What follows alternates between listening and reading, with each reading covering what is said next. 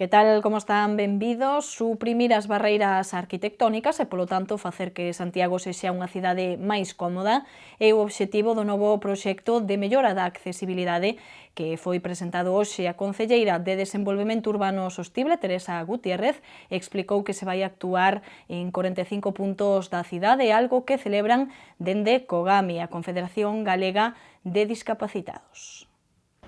Identificar puntos problemáticos para a mobilidade en Santiago e tratar de corrixilos é o obxectivo da colaboración entre o Concello e a Confederación Galega de Persoas con Discapacidade.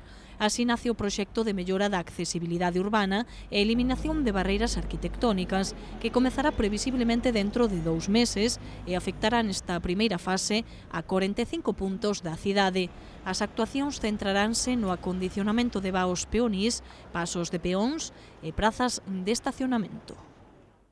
Con respecto ás plazas de estacionamento, vale? Quer dicir, hai plazas de estacionamento pois que a ubicación é boa, pero despois non están ben marcadas porque a persona, pois un usuario de cadeira de rodas, como pode ser o meu caso, pois se ten que baixar, pois por exemplo, no caso do Hórreo, vale? Tens que baixar e cortar o tráfico porque necesita abrir a porta do coche, quitar a miña silla, montalo. Neste sentido, a idea é actuar sobre as prazas de aparcamento que carecen de acceso axeitado á beirarrúa e tamén reformar vaos peonís cunha pendente excesiva ou acondicionalos en zonas onde non existan, facilitando así o cruce nas rúas ás persoas con mobilidade reducida. Para COGAMI é toda unha satisfacción que se vai avanzando nestes aspectos. Eu cheguei a Santiago no ano 90, vale? E Santiago era unha cidade totalmente impracticable. Necesitabas de apoio para todo, vale? Se foron facendo distintos plans de eliminación de barreiras, independentemente de que a Santiago non lle podemos quitar todos aqueles pendientes e as costas que ten e o casco histórico, vale? Pero que foi o ensanche se fixo unha actuación integral, prácticamente en todo o ensanche. Pola súa parte, a concelleira de Desenvolvemento Urbano Sostible, Teresa Gutiérrez, quixo destacar que estas actuacións de mellora tamén van beneficiar ao resto de cidadáns.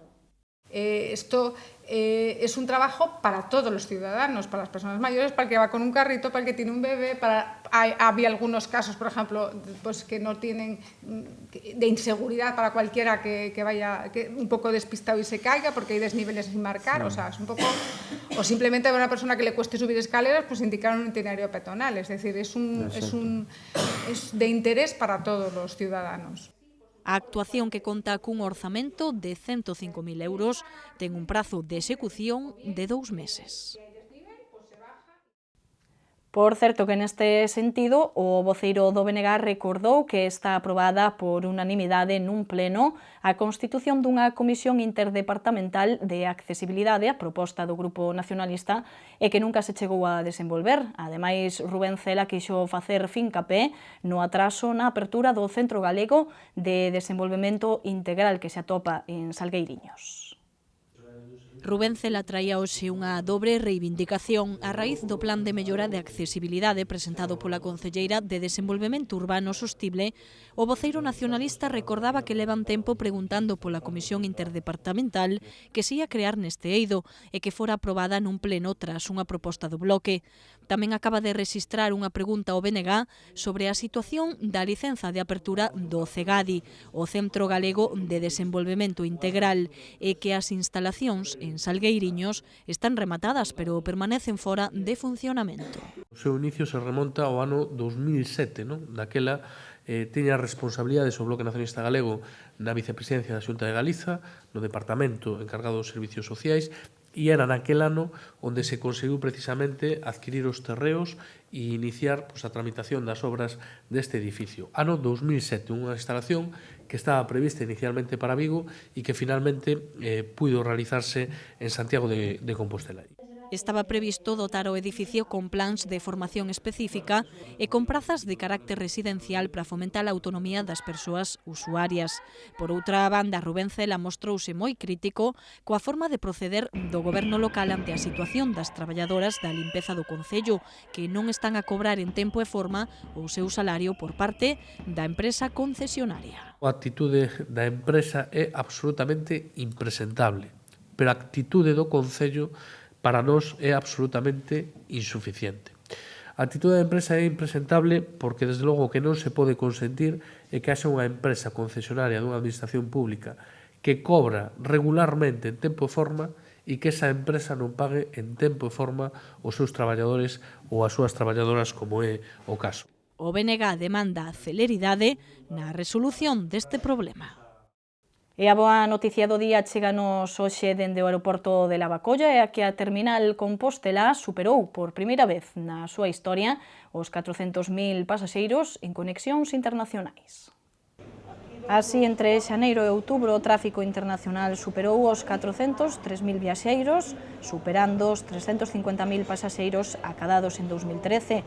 En canto o mes pasado, o aeroporto experimentou o maior crecemento interanual, cun 11% máis de usuarios. No que levamos de ano, o aeródromo compostelán ronda o 1.800.000 viaxeiros, unha cifra moi semellante á do mesmo período do ano anterior.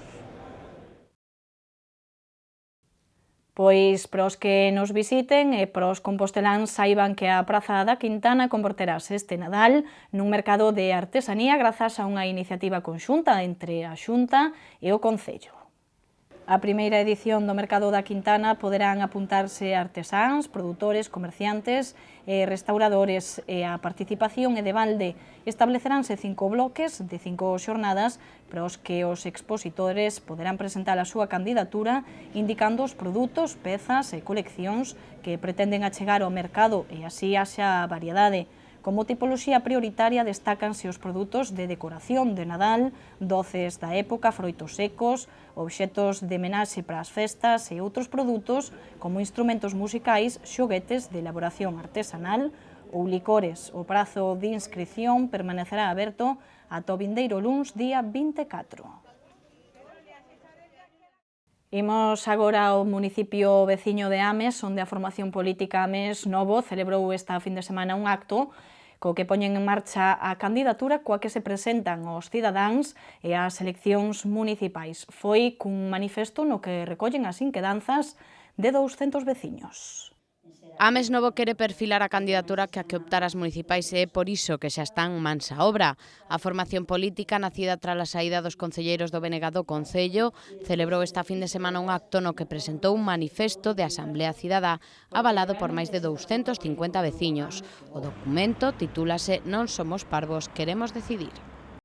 Que concello queremos, non? E as características do proceso que vai vir, non?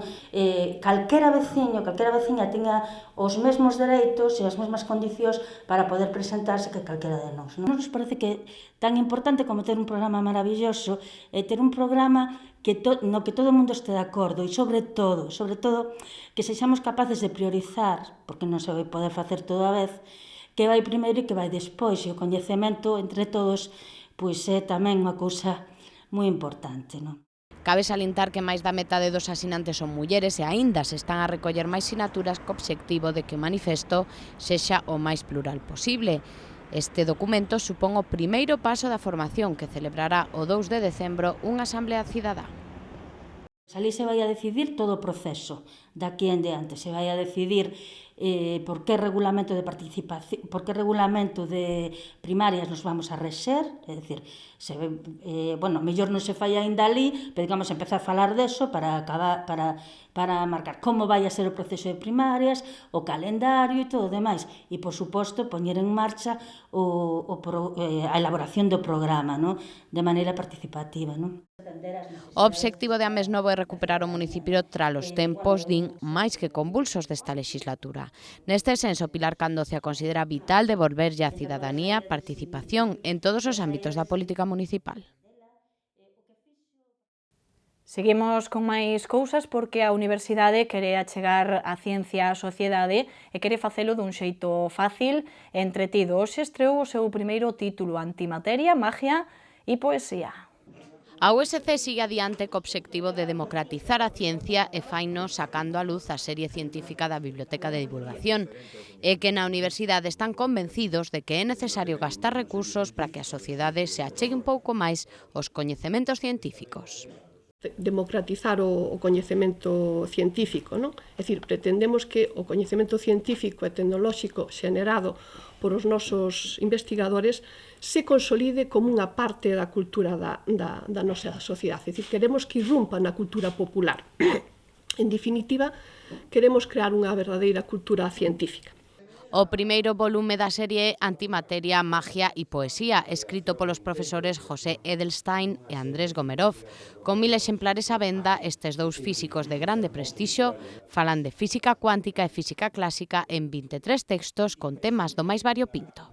Y hay de todo, digamos, hay desde textos que explican cómo, usando como recurso un tiro libre de un partido de la selección de Chile en el Mundial del 62 contra la Unión Soviética, explican cómo se mueve un balón de fútbol en la atmósfera, también utilizando, por ejemplo, en ese artículo, descripciones del propio Newton cuando él observaba jugar al tenis clásico que todavía existe en Inglaterra. O gran público poderá coñecer máis detalles deste libro na presentación que se vai realizar mañá na Libraría Couceiro ás 7:30 da tarde. A serie científica continuará con outras 3 propostas que xa están no forno. Trátase dos libros Que hacer con los residuos, de María Teresa Barral, e Fíxose a luz, de Salvador Bará, e A maxia dos números, de Felipe Gago.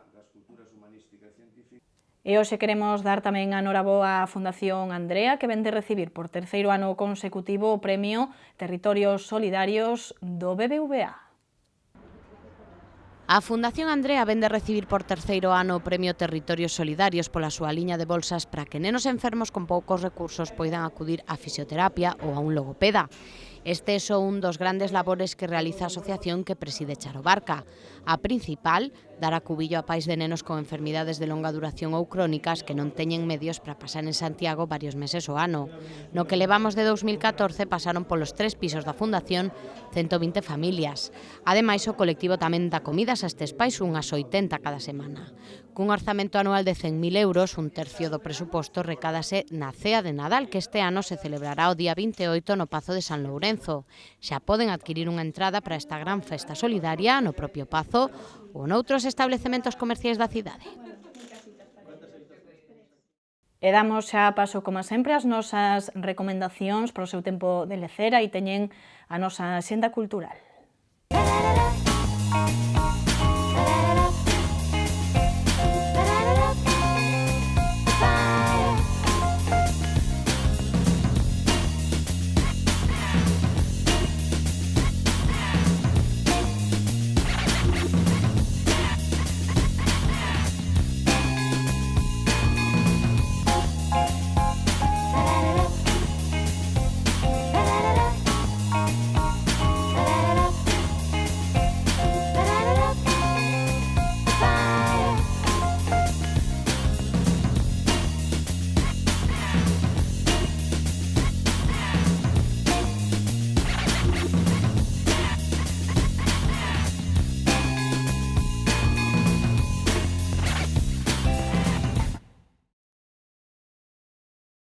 Momento para coñecer as prediccións do tempo, unha información que, como sempre, nos achega a Meteo Galicia.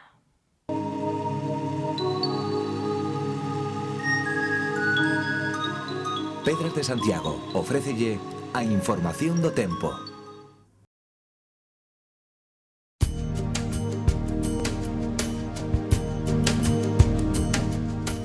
Mañá unha nova fronte chegará a Galicia, así os ceos estarán cubertos con chuvias que pola mañá comezarán a caer no oeste e pola tarde serán xeneralizadas. As temperaturas ascenderán lixeiramente e o vento soprará forte do sur. O mércores Galicia quedará na influencia da borrasca que se vai formar ao norte das Illas Canarias, que aportará inestabilidade. Así os ceos estarán anubrados con chuvias e comezarán a caer durante a mañá. As temperaturas non experimentarán cambios significativos e o vento soprará frouxo de compoñente leste. O xoves Galicia continuará no radio de acción da borrasca situada ao norte das Illas Canarias. Así os ceos presentarán intervalos anubrados e chuvascos máis frecuentes durante a mañá que irán remitindo a tarde. As temperaturas experimentarán un moderado ascenso e o vento soprará do sudoeste moderado en xeral.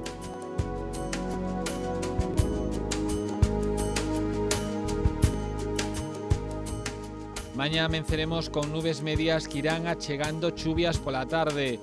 As temperaturas oscilarán entre os 9 e os 13 graus e os ventos soprarán de compoñente sur. Pro mércores agárdanse ceos anubrados durante toda a xornada e chubascos pola noite.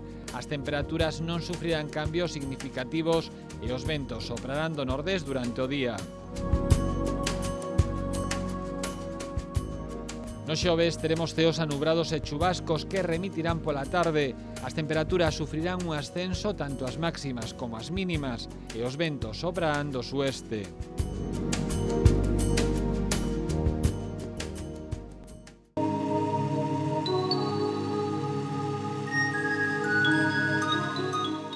Pedras de Santiago ofreceulle a información do tempo.